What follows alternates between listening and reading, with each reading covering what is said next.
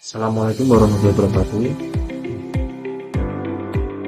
Di sini kami kelompok 6 izin mempresentasikan hasil diskusi kami dengan judul Sistem Prediksi Gaya Hidup dan Tingkat Stres Siswa Menggunakan Algoritma Neural Network Multilayer Perceptron.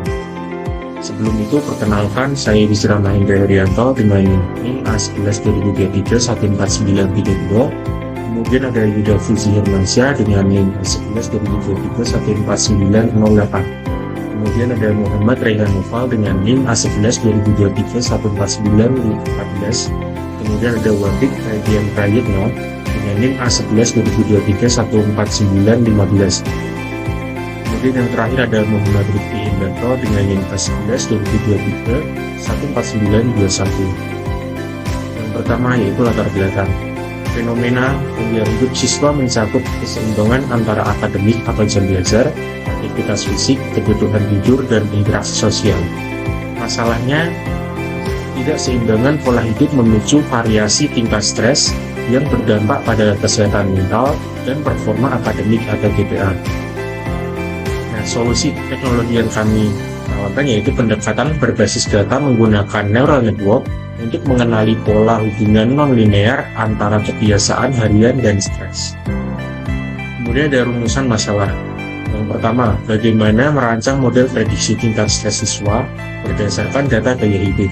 Yang kedua, bagaimana performa neural network dalam mengklasifikasi stres yaitu low, moderate, dan high. Untuk tujuannya yaitu mengembangkan sistem klasifikasi gaya hidup siswa berbasis supervised learning. Kemudian mengevaluasi kinerja model melalui metrik akurasi, precision, recall, dan advanced score. Kemudian memberikan dasar alat deteksi dini stres bagi siswa. Kemudian sumber dan struktur data. Dataset yang kami gunakan menggunakan data student lifestyle dari Kaggle sebanyak 2000 reference data. Untuk fitur variabel bebasnya yaitu jam belajar, aktivitas ekstrakurikuler, jam tidur, interaksi sosial, aktivitas fisik, dan nilai GPA. Untuk targetnya yaitu tingkat stres atau stress level yang dikategorikan menjadi low, moderate, sedang, dan high tinggi. Selanjutnya tahapan pemrosesan, yaitu ada transformasi GPA, mengonversi skala IPK dari 0,0 sampai 5 menjadi standar 0,0 sampai 4,0 agar relevan dengan standar lokal. Pembersihan data, menghapus kolom student ID karena tidak memiliki korelasi statik terhadap prediksi tingkat stres. Kemudian ada label encoding, mengubah label target teks seperti high menjadi angka numerik agar bisa diproses komputer. Kemudian ada normalisasi, yaitu menggunakan standar scalar untuk menyamakan skala antar fitur. Hal ini sangat krusial karena perbedaan skala yang jauh, misalnya jam belajar 0-12 vs GPA 0-4, dapat menghambat akurasi model. Selanjutnya, arsitektur neural network, yaitu ada model menggunakan model sequential dengan 3 lapisan utama, yaitu ada hidden layer 1, 64 neuron dengan fungsi aktivasi ReLU.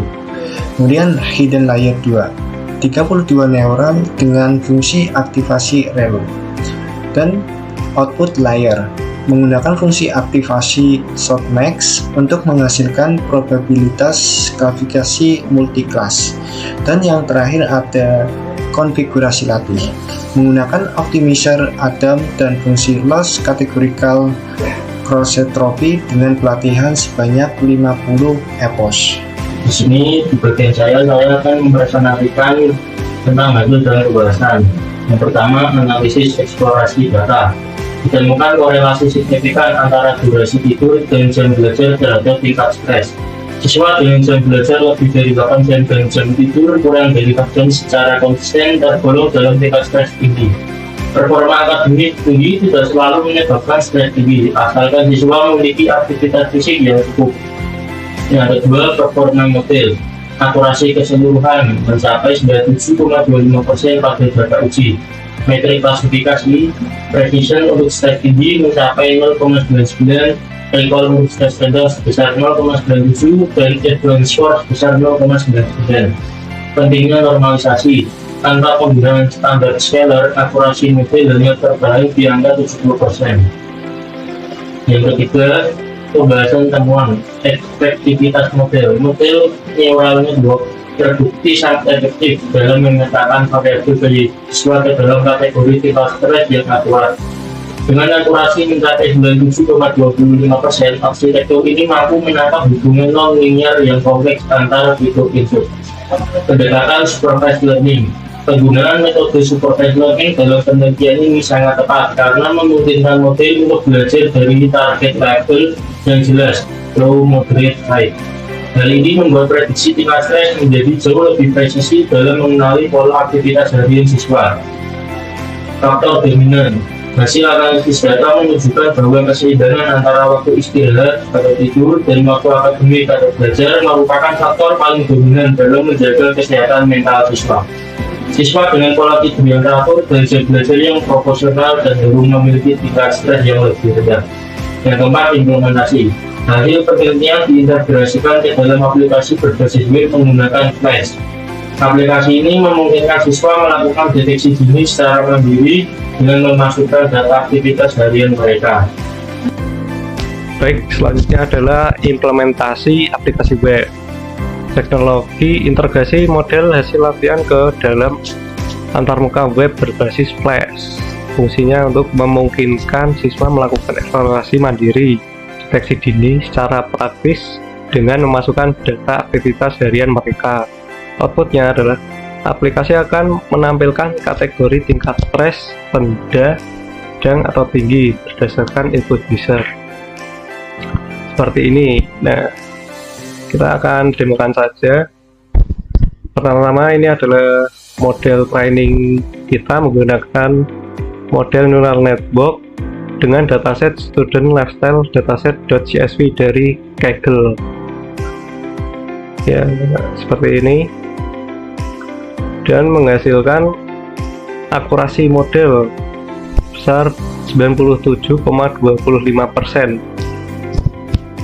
Selanjutnya adalah kita demokan saja aplikasinya. Ini masukkan nama Anda, misal Fuji. Nah, rata-rata jam belajar per hari kita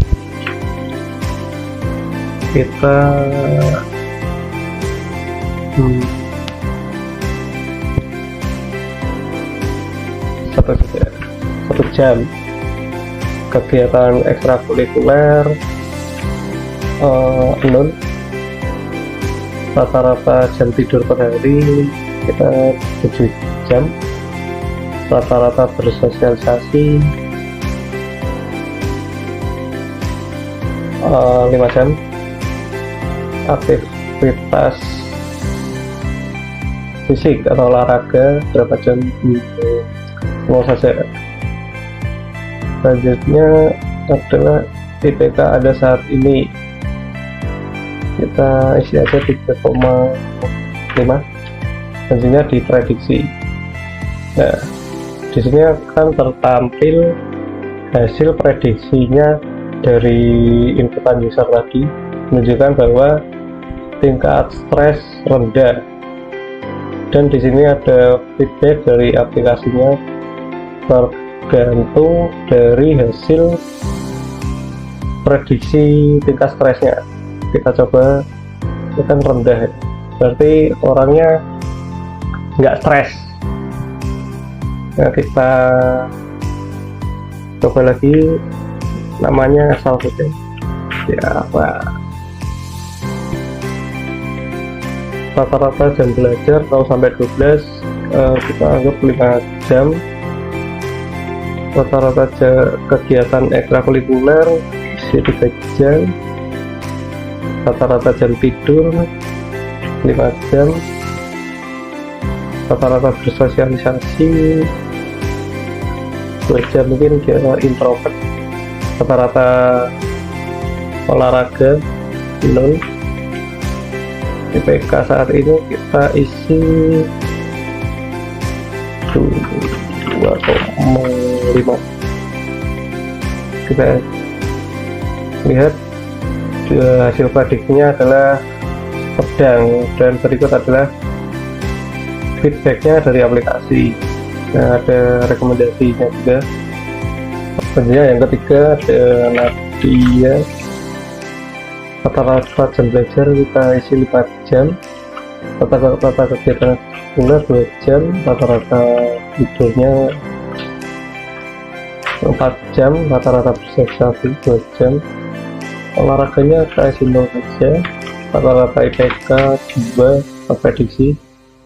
Nah, di sini si Nadia hasil prediksinya adalah tingkat stres tinggi. Kemudian di sini adalah feedbacknya dari aplikasi kami. Mungkin itu saja yang bisa kami demokan. Selanjutnya bisa dilanjutkan teman saya. Selanjutnya kesimpulan. Pertama, algoritma neural network terbukti sangat efektif untuk klasifikasi tingkat stres siswa dengan akurasi tinggi. Kedua, keseimbangan pola hidup antara belajar dan istirahat menjadi kunci utama dalam menjaga tingkat stres yang sehat. Tiga, pengembangan sistem berbasis web mempermudah aksesibilitas deteksi dini bagi dunia pendidikan. Sarana dan pengembangan. 1. Ekspansi variabel, menambah faktor kualitatif seperti kualitas hubungan keluarga atau tekanan finansial. 2. Data primer, mengumpulkan data langsung melalui survei di lingkungan universitas untuk model yang lebih representatif secara lokal. 3. Optimasi arsitektur, melakukan hyperparameter tuning untuk meningkatkan akurasi lebih lanjut. Sekian presentasi untuk kelompok kami. Mohon maaf bila ada kesalahan kata. Terima kasih.